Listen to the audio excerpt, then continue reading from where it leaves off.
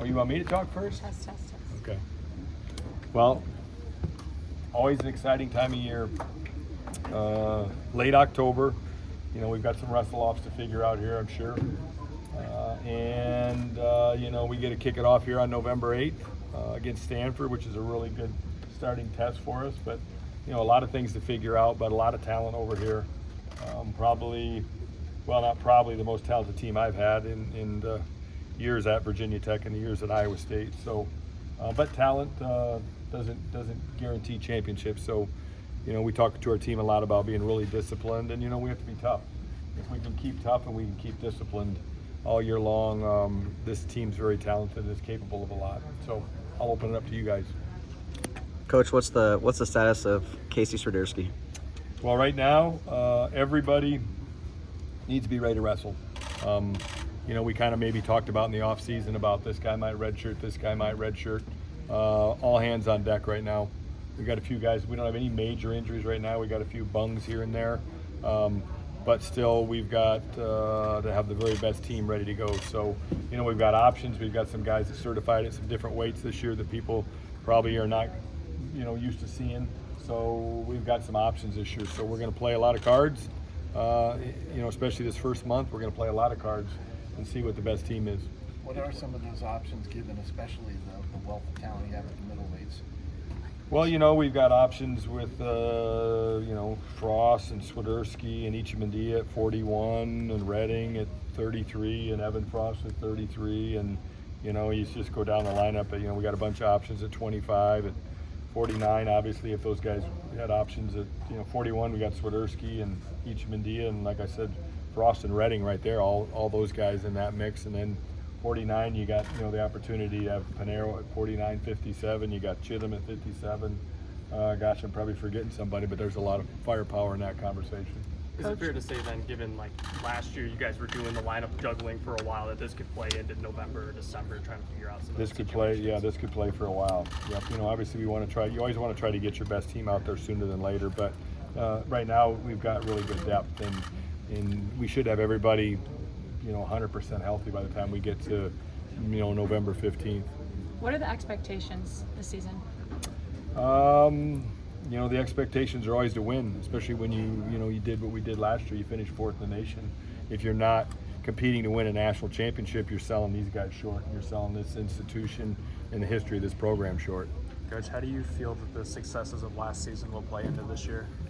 Well, we've got to build. We build every year, and we've gotten a little bit better every year, and we have a chance to do that again this year. So, that's what we need to do. What did it mean for you guys to get a team trophy? I mean, you didn't get it at NCAAs, you got mailed it later, but what did that mean for this squad to get a team trophy? Well, I'm just glad the UPS man did find us, so we got that trophy in May.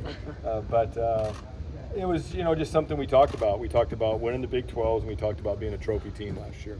We talked about it every day. We broke it down with that battle cry, and to get it done at the end of the year was fun. So we got to keep climbing, and we got to keep wanting more. With no David Carr, how do you guys adjust? Great question. We've got a bunch of guys over here that I'm challenging, like who wants to be the next David Carr? We need somebody to step in and take over at that level, and I think we've got a lot of guys capable of it. So we've had some great battles in here, really all summer long, all fall, and now as we get into wrestling season. So we need some of those guys to step up. And, besides Ichimandia and Younger and then Bachman at 184, it's a pretty young team. All these guys have been in college 3 years or less, so it's a talented bunch. We need somebody to step up and take over there. Who's competing for that 65 spot? Well, we got Gaitan competing and Uten. Those two guys are kind of the front runners right now, it looks like. Gaitan's decided to drop to 65 and has done a really good job with his weight, but it seems to be those two guys are kind of the front runners right now. Uten's done a great job. Connor Uten's done a great job. Sorry. What have you seen from him since national? Really, he took a month, probably the most depressed I've seen him since he was, obviously things didn't go well for him. He fell on his face on Friday at the NCAA tournament, and I'm sure he licked his wounds for a while, but when we got back together as a team, really right around May 25th, June 1st, he has been outstanding. We've thrown a lot of challenges at him, so I know he's hungry right now. Who are some of those younger guys to watch out for? Gosh, if I told you, we'd be here till 8 o'clock at night. Just understand that we've got some really good young guys to watch here, and you're going to get a chance to see them a lot in November. How important do you feel the leadership is from some of your veteran guys? We need somebody to step up and be that David Carr leader too, and I'm starting to see that a little bit. I see that with Younger, I see that with Anthony, I see that with Casey's turned into one of our best leaders, really doing a great job in the room, really matured, and that's what you want your guys to do. Everybody comes in, they're freshmen, they're trying to figure things out, they're immature, they do dumb things, and we probably all did when we were that age, but the amount of maturity that I've seen, especially out of Casey and him just kind of wanting to take over this team a little bit, along with some of, along with Anthony and Younger, has been fun to watch. How have Anthony and Younger kind of helped bring Asmani? Well, they're interpreting daily, so they know a lot about, they went through all of the struggles, especially Younger. Younger came over here during COVID and went through all of the struggles that Asmani's doing, and just to see the amount of, really he's further along in his English speaking than Younger was when he was, here 5-6 months. I mean, Asmani got here in May, and so he's had about 6 months here, 5 months here, but he's really, down the road a lot here. He's probably one of those guys that if you stick a mic in front of him, he's probably going to get really nervous and won't be able to get anything out. But if you get him one-on-one, he's really done a good job just in the English department. So he's had a lot thrown at him, just like those guys did when they came over. So it's a lot. You got a guy that's trying to figure out school, trying to figure out folk style wrestling, trying to figure out how to maintain his weight, because when you're an international guy, you make weight 4 times a year. When you're a college wrestler, you make weight 16 times in 4 months, and it's really hard. And so he's having to work to make that weight, but he's doing a good job. What's Asmani bring to the wrestling mat? Athleticism. I mean, he's an athlete. You're going to watch and go, wow, this guy can do some stuff. Have you gotten used to seeing David Carr here in this room in a polo instead of? No, he looks good in a polo over there. Yeah. You look good in that polo, don't you, Carr? Yeah. Has that been odd for you?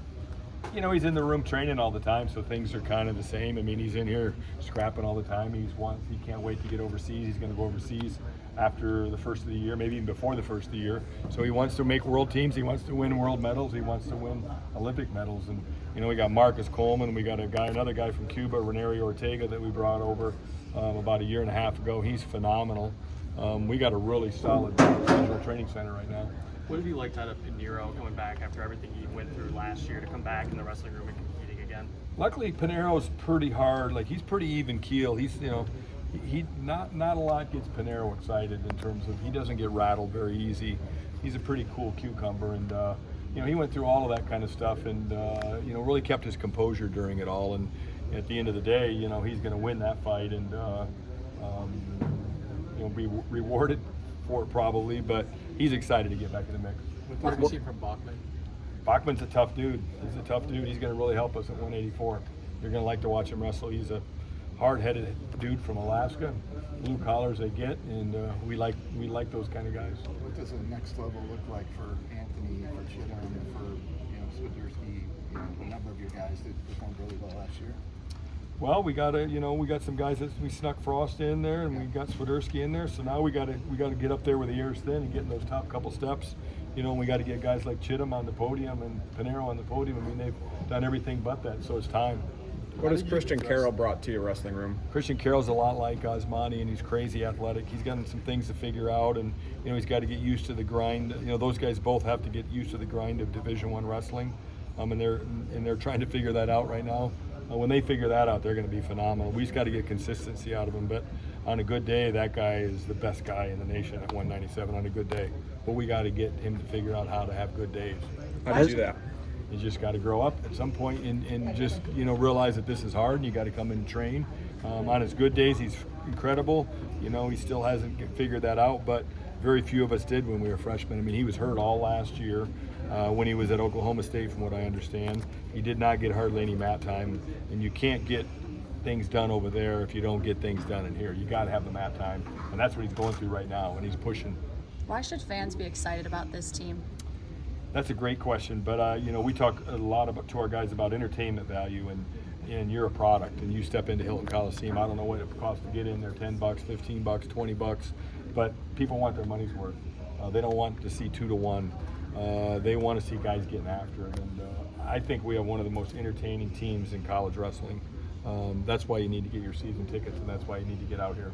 Late addition with Aiden Riggins, but what did you like about him, and what does he want? I like Aiden. He's a tough kid. He's an Iowa kid, so he's going to be in the mix.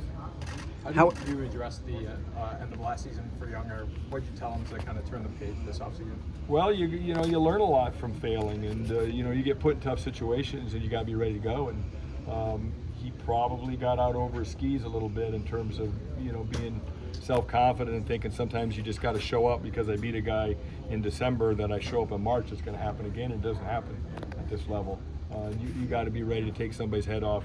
If you got to take it off in December, you take their head off in December. If you got to take it off in January, you take it off in January, and you take it off in February and March for sure.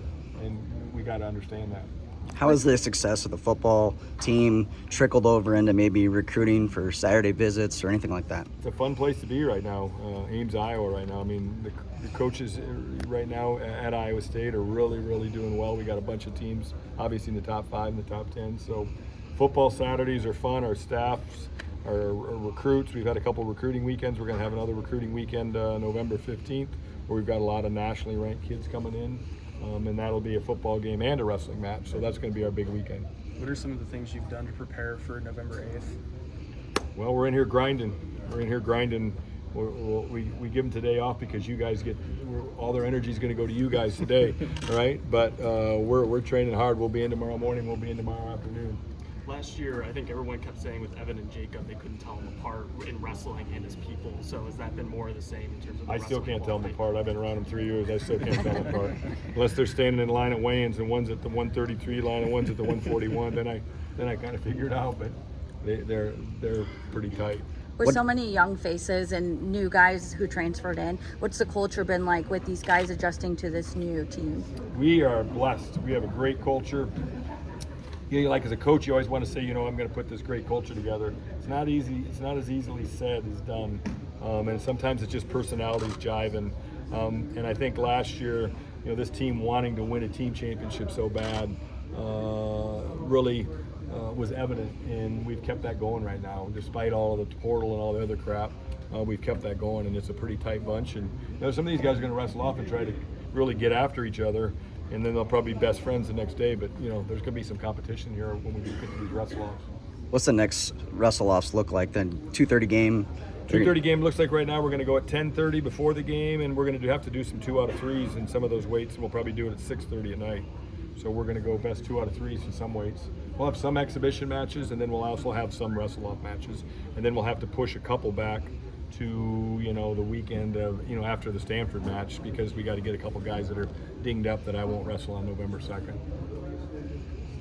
All right, thanks, gang. All right, thank you. Thank you.